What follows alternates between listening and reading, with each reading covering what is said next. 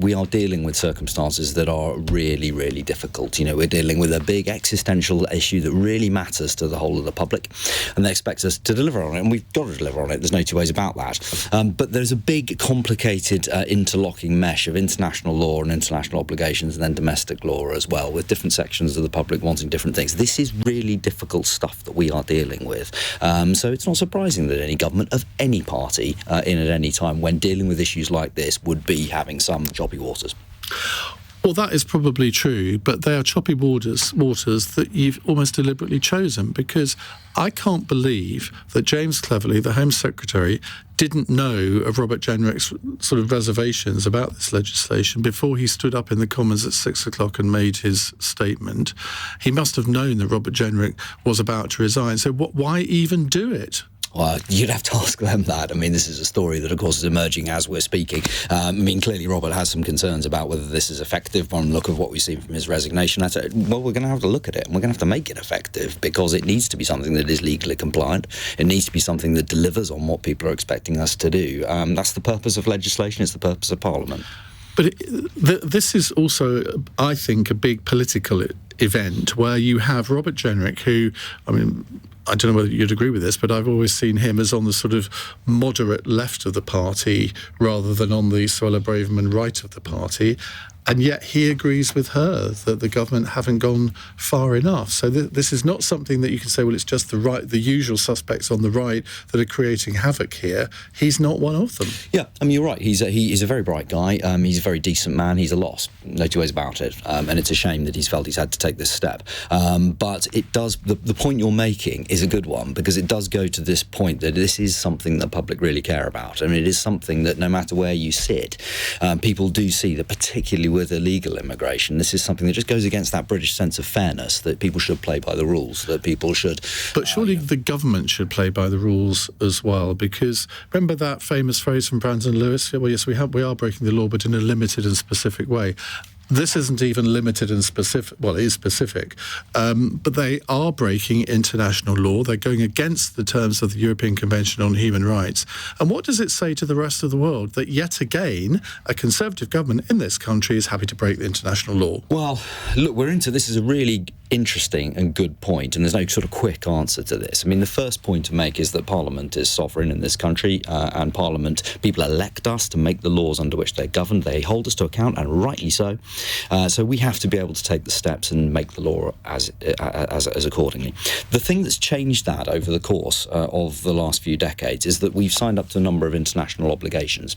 And although those obligations are all very well intentioned, and in many cases do exactly what they're intended to do, equally in some cases they start to get out of date. And migration is a classic example of how this is the case. But you're right. If I just finish the point, though, because that international law also needs amending, but it's amended very, very slowly. Now, the reason why this is so important is that, what people really find that puts them off about politicians is when they say they're going to do one thing and they're going to say, and then they end up doing another. And I'm not making excuses here. I'm simply trying to explain how tricky this is.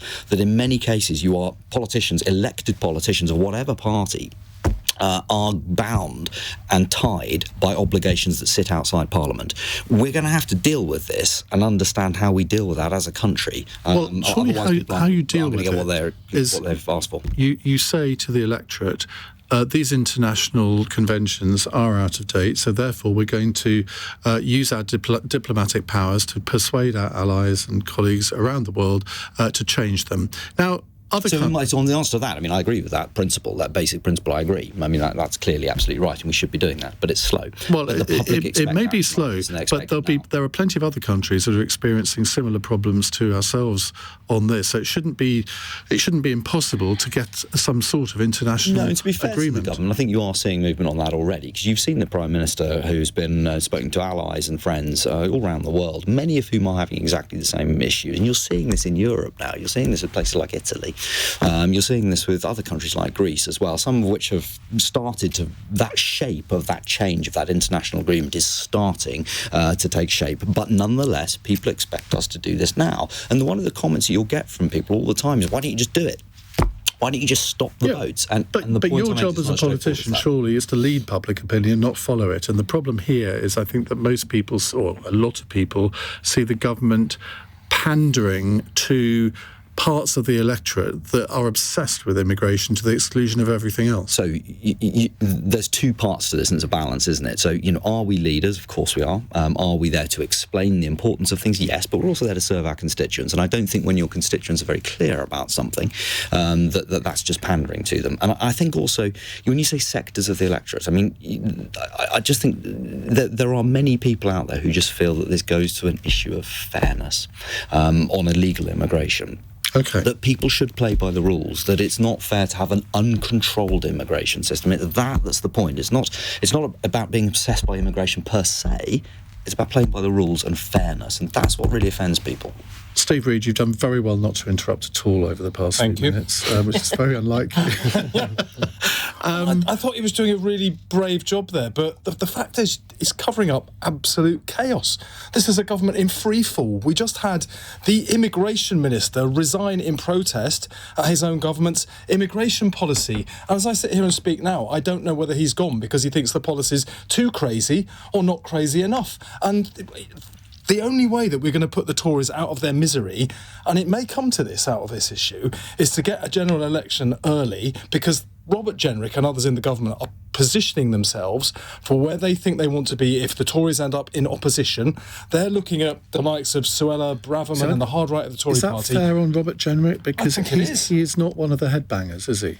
I mean, even you would have to admit that. Look, he's not one of the headbangers. There are worse in there, but he was put in there as a counterweight to Suella Braverman. Nor is Robert, by the way. I know Robert. I think we can agree. I like Robert. He was put in there as a counterbalance to Suella Braverman, but he's gone the full Suella. He's ended up being pulled right by her rather than moderating her opinions. And you've got a government now that, I mean, Rwanda's a gimmick. It's not really a policy. It was designed to grab the headlines when Boris Johnson was having a particularly bad spat over one scandal or another, and they've somehow elevated that up into a pseudo policy, but it's completely undeliverable. They spent £140 million of your listeners and viewers' money sending not a single migrant to Rwanda, but they've sent 3 Home Secretaries over there. Now they've come back with a deal that they're trumpeting as the solution to all of our problems, that at maximum will involve sending 100 asylum seekers over there. But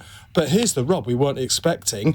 We will be taking asylum seekers from Rwanda into our country, so we may end up with more asylum seekers coming here than will be going there. But they've just signed an agreement to bring more people. I imagine most of the people that were looking to Rwanda and thinking, the Tories are going to deal with the small boats crisis with this policy, were not expecting that we could potentially be taking more asylum seekers from Rwanda than would be being sent to Rwanda from here. Now, I do agree with Robert, but public are looking for answers on this. They want answers, not gimmicks. Governing is hard, Robert. You can't make that an excuse out of that. This is a thorny problem, but they elect governments to deal with them, not to try and grab headlines. Well, I think, to be fair to me, and that was the point I was making, is that this is a thorny problem, and that it is a thorny problem. It is a thorny problem, but the way...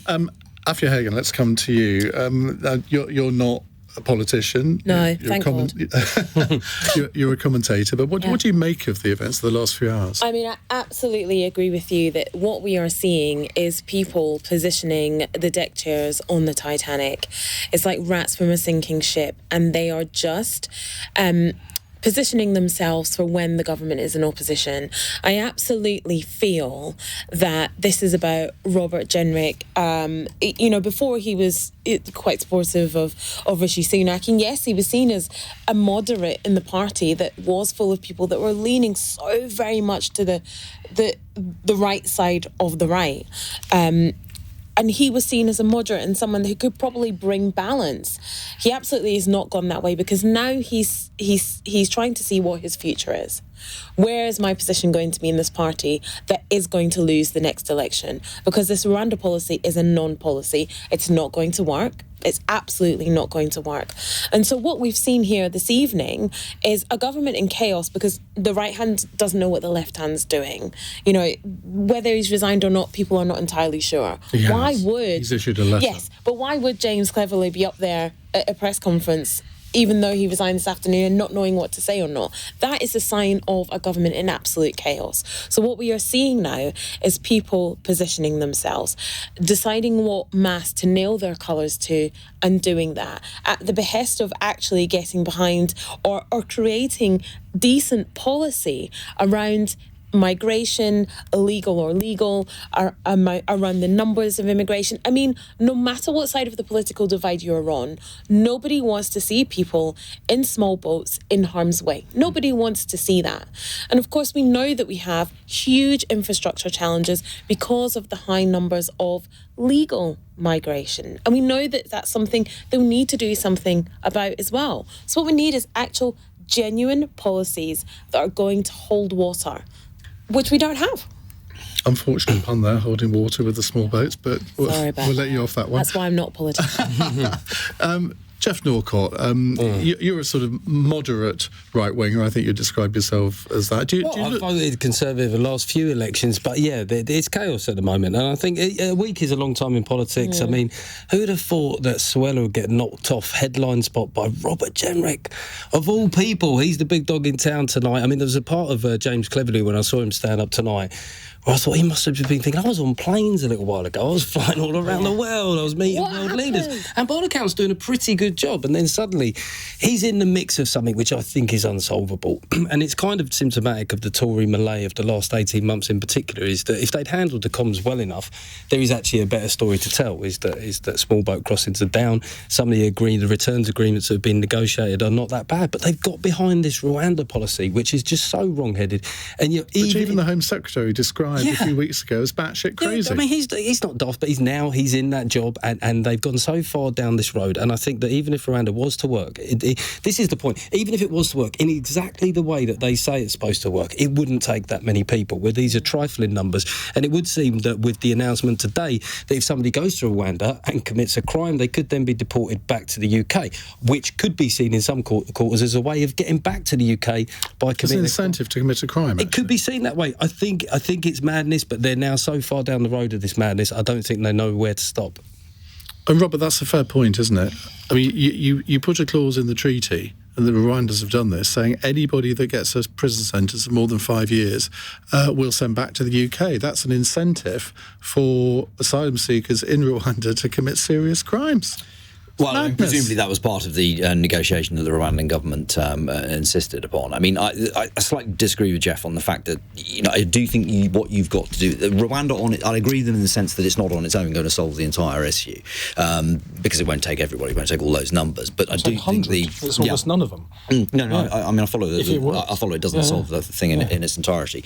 But where I just slightly gently push back is the fact that I think you do have to break the business model of the people trafficking gangs. You've got to say that if you come here illegally by following a people trafficking gang, that you won't stay in the UK. But you don't do that by a gimmick, do you? I mean, we both agree with the problem, but you can't resolve it by a gimmick like Rwanda. What about setting up a cross-border police force with, countries in Europe and beyond, so that we can all put resources into tackling the people traffickers at source? Yeah, I mean, I don't actually disagree with that. That's principle. an actual policy that might deliver an outcome. I don't disagree with that, and in fact, I think the government, to be fair to them, is doing that. I mean, that's why you're seeing these bilateral agreements with the French, with more money going in and cooperation going on with the French. You're not on that, no, because they're still a bit daggers drawn with the former EU countries, because they've created this fractious relationship that means they can't form the partnership that is required to tackle this problem. What about the, there are hotels in my constituency, as there are all over the country, that are full of asylum seekers living wretched lives. It's got to be said, because they've been locked in there for 2 or 3 years now, but it's costing the taxpayer £8 million a day to put those people in there. Why do we not use that money to fund more people in the Home Office to process applications, deal with them faster, and then remove those? They're not. They're spending £3 billion a year. They have hired more people. So they are getting through. I'll tell you what they said they would do. So they would close a certain number of these asylum hotels. They removed the asylum seekers from them, and they put them in other hotels. It's all cloak and daggers, smoke and mirrors. But they're not actually dealing with a point, in a way, is that yes, there has been progress made. They are doing faster applications. There are less boats crossing, but fewer boats. Sorry, I used to be an English teacher. It terrifying for everybody listening as well. But they can't tell that story, can they? Because they've kept banging this Rwanda thing. That if you look at the polling, the British public are broadly approve of the idea idea of some kind of deterrent, but the British public are smart enough to realise this isn't going to happen. You know what it feels like? It feels like a football team that are 4-0 down in the corner trying to keep hold of the ball, and you're like, but lads, you're 4-0 down. You're not 4-0 up. You can't run out the clock when you're 4-0 down. That's not how it works. That's enough about AFC Wimbledon, isn't it? Oh, we won 5-0 on Monday. You did, I saw, against a team for the 7th tier, I think, of the league.